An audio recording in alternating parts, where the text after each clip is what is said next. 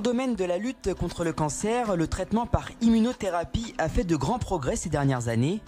À l'inverse des chimiothérapies qui ciblent les cellules cancéreuses, l'immunothérapie vise de son côté à mobiliser les cellules immunitaires afin qu'elles éliminent elles-mêmes les cellules cancéreuses. Cependant, une fois activé, le système immunitaire peut aussi être à l'origine de réactions graves dirigées contre certains organes.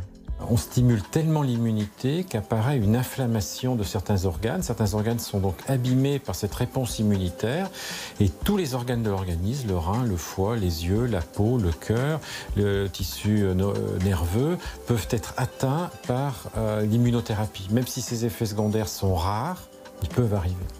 Diagnostiqué d'un cancer du poumon en 2015, Georges a d'abord connu un traitement de chimiothérapie qui s'est malheureusement avéré inefficace. Pris en charge aux Hospices civils de Lyon, il a très bien répondu en revanche à l'immunothérapie et est aujourd'hui considéré en rémission après 2 ans de traitement. Pour sa part, côté effets secondaires, les toxicités développées ont été notamment cutanées et ont nécessité une prise en charge spécifique ainsi qu'un réajustement du traitement.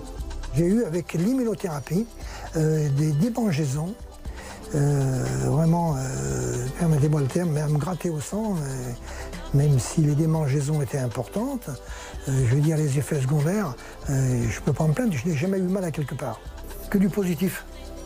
À ce jour, il n'existe pas d'indicateur permettant de prédire les bénéfices espérés et les risques potentiels de l'immunothérapie à l'échelle individuelle. Pour cela, grâce au soutien de la Fondation HCL, les médecins-chercheurs des HCL ont mis en place le programme IMUCARE. Il s'appuie notamment sur le travail fondamental de surveillance et de suivi des infirmières auprès des patients.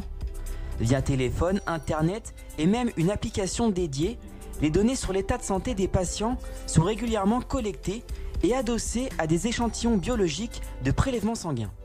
Donc l'idée, c'est de constituer une grosse base de l'ensemble des patients qui sont traités par immunothérapie aux Hospices civils de Lyon. Donc ça représente à peu près 500 patients par an. Et de collecter toutes ces données et de les analyser en groupe avec des outils statistiques puissants.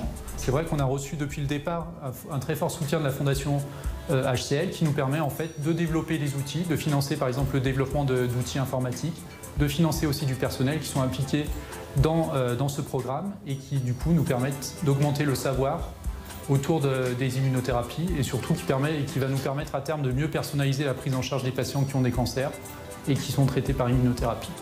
Si vous souhaitez en savoir plus sur le programme IMUCARE et contribuer à financer son fonctionnement, vous pouvez vous rendre sur le site qui s'affiche à l'écran.